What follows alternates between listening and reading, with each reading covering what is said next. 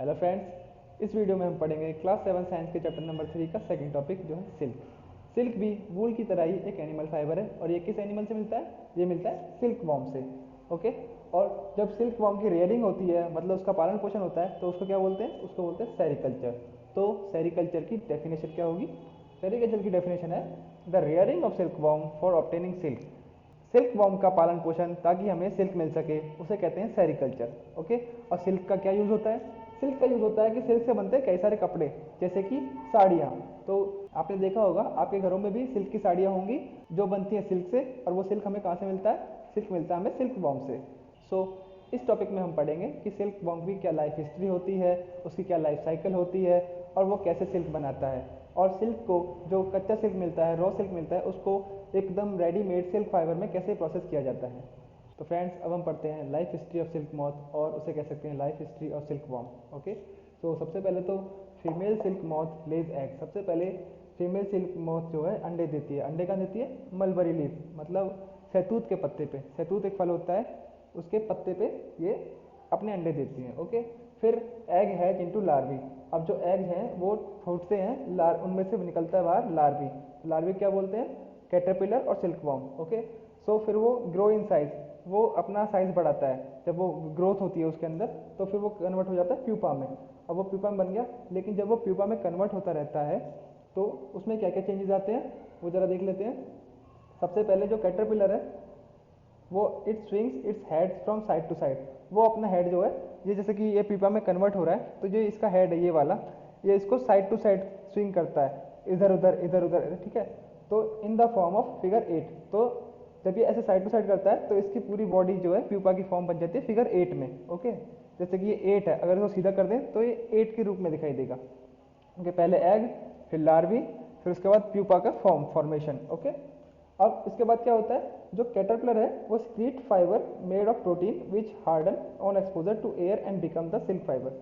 मतलब जब वो प्यूपा में कन्वर्ट होता रहता है तब वो ककून बनाता रहता है। जब वो अपने अंदर से कुछ ऐसे प्रोटीन्स जो होते हैं वो सिक्रीट करता है, जो कि एयर से एक्सपोज हो जाते हैं, तब वो प्रोटीन हार्ड हो जाते हैं और फिर वो प्रोटीन बनते हैं सिल्क फाइबर्स। तो इस तरह से जो कैटरपिलर होता है और जो सिल्क वर्म होता है वो सिल्क बनाता है। सिल्क फाइबर्स बना के जो कैटरपिलर है वो अपने आप को पूरी तरीके से सिल्क फाइबर्स में कवर कर लेता है, और उस कवरिंग को कहते हैं ककून। ककून अब यहाँ पे देख लीजिए, आप यहाँ पे इस फिगर में देखिए, ये है कैटरपिलर और इसने अपने आप को कवर कर लिया ककून में। ये ककून का अंदर का हिस्सा दिखा रहे हैं कि किस तरह से डेवलपमेंट होती है, कि ये सिल्क मॉथ की डेवलपमेंट अंदर under inside the cocoon. Okay, so further development of moth continues inside the cocoon. इसका मतलब है कि जो सिल्क वॉर्म है अब उसकी जितनी भी डेवलपमेंट होगी अब वो कोकून के अंदर होगी, और कोकून के अंदर डेवलपमेंट के बाद वो अडल्ट बन जाता है। अडल्ट बनने के बाद ये सिल्क मॉथ इस कोकून को फाड़ के बाहर आ जाता है और कोकून को पीछे छोड़ देता है। फिर इस कोकून से बनते हैं सिल्क फाइबर्स और सिल्क यार्न। ये जो सिल्क यार्न होते हैं ये is as strong as a comparable thread of steel. मतलब ये इतने स्ट्रॉन्ग होते हैं, अगर इन्हीं की मोटाई जितना कोई स्टील का वायर होगा तो ये उसकी उस स्टील के वायर के बराबर ही स्ट्रॉन्ग होंगे। तो फ्रेंड्स, सिल्क वॉर्म बनाता है कोकून, और कोकून से बनता है सिल्क यार्न और सिल्क फाइबर्स। सिल्क फाइबर्स जो है कई कई टाइप के होते हैं, सो जरा देख लेते हैं। टसार सिल्क, मोगा सिल्क, कोसा सिल्क और मलबरी सिल्क। तो जितने भी सिल्क हैं ये किस तरह से डिवाइडेड हैं? ये अकॉर्डिंग टू देयर टेक्सचर इनको अलग अलग किया गया है। मतलब इनका टेक्सचर कैसा भी हो सकता है, जैसे कि कोर्स मतलब थिक, स्मूथ मतलब चिकना, सॉफ्ट मतलब बहुत ही ज़्यादा सॉफ्ट मुलायम, और शाइनी मतलब चमकीला। इनके टेक्सचर कैसा भी हो सकता है, उसी हिसाब से इनको अलग अलग कैटेगरी में बांटा गया है। तो सबसे जो मोस्ट कॉमन सिल्क है वो है mulberry silk. Mulberry silk is the most common silk form by mulberry silk moth. Okay, तो इसको जो बनाता है उसको कहते हैं मलबरी सिल्क मॉथ। तो फ्रेंड्स, मलबरी सिल्क की क्या खासियत होती है? उसमें क्या होता है कि जो सिल्क फाइबर्स हैं आर सॉफ्ट, बहुत ही ज़्यादा सॉफ्ट होते हैं, लस्ट्रस मतलब शाइनी होते हैं जो कि हमें बहुत अच्छे लगे, और इलास्टिक, बहुत ज़्यादा इलास्टिक होते हैं, खिंचने वाले होते हैं, and can be died in beautiful colour, और इनको अलग अलग ब्यूटीफुल कलर्स में हम डाई कर सकते हैं।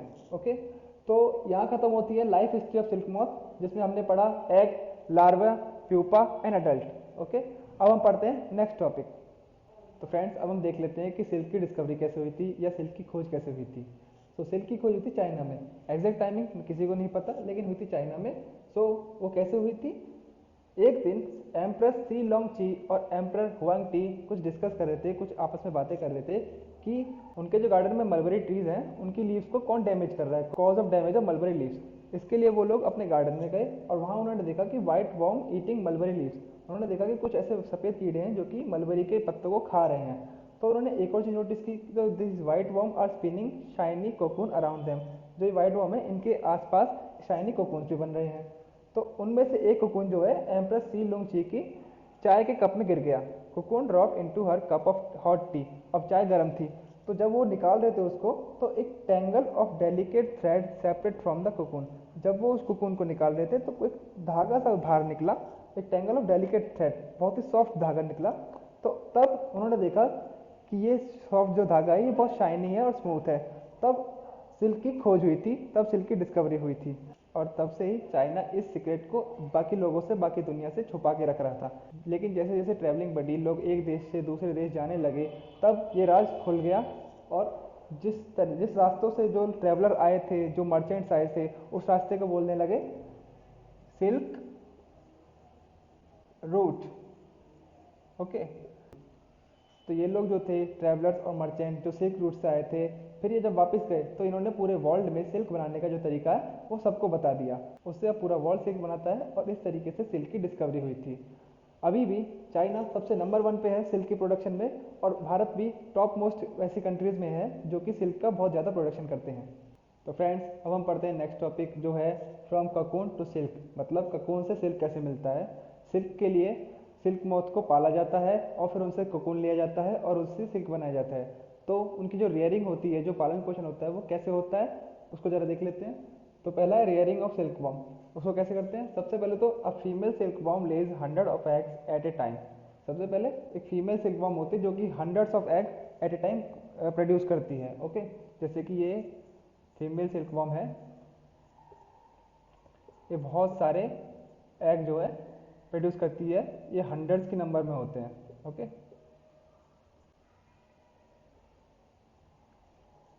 फिर उसके बाद क्या होता है? Eggs are stored carefully on strip of cloth और पेपर।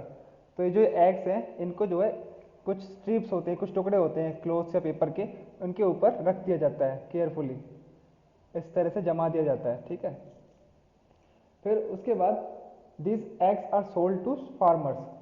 तो जो सिल्क फार्मर होते हैं उनको ये एग बेच दिए जाते हैं ताकि वो सिल्क की फार्मिंग कर सके। ओके, फिर क्या होता है? फिर farmer keep eggs under hygienic condition and under suitable condition of temperature and humidity.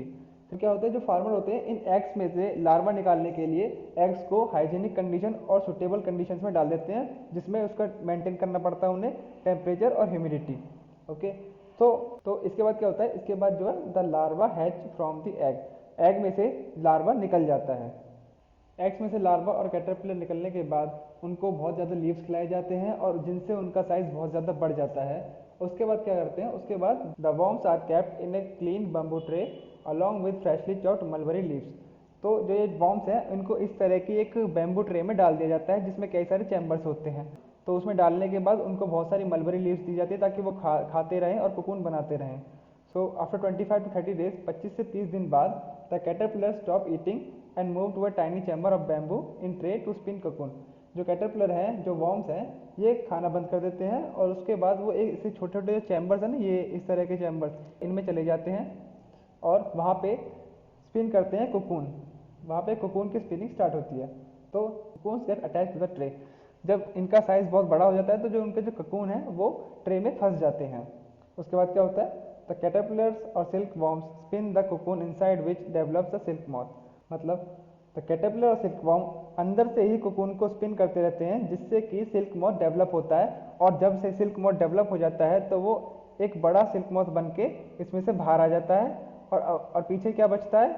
बचता है सिर्फ कोकून, फटा हुआ कोकून। तो ये बहुत बड़ा साइज का कोकून बचता है, उसको हम यूज़ करते हैं सिल्क फाइबर्स के लिए। रेयरिंग के बाद होता है प्रोसेसिंग ऑफ द सिल्क। सो उसमें क्या करते हैं? बहुत सारे जब कोकून हमें मिल जाते हैं तो उसे क्या करते हैं? The cocoon are kept under sun और बॉयल और एक्सपोज टू स्टीम। उनको गर्म करते हैं, या तो हम सन से कर लें या उन्हें उबाल सकते हैं या उसे भाप में गर्म कर लें। फिर क्या होता है? The silk fibre separate out, मतलब जो सिल्क के फाइबर है वो एकदम अलग अलग हो जाते हैं। और इस प्रोसेस में होता है एक चीज़, रीलिंग द सिल्क। सो उसको क्या बोलते हैं? The process of taking out threads from the cocoon for use as silk.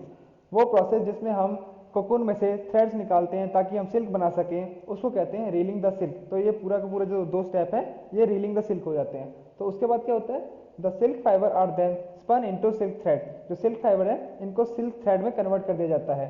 So which are woven into silk cloth by weavers. तो फिर जो है सिल्क थ्रेड्स को सिल्क के कपड़ों में बुन दिया जाता है जो बुनाई वाले होते हैं उनके द्वारा। फ्रेंड्स, इन प्रोसेसेस के द्वारा हमें कोकून में से सिल्क मिलता है।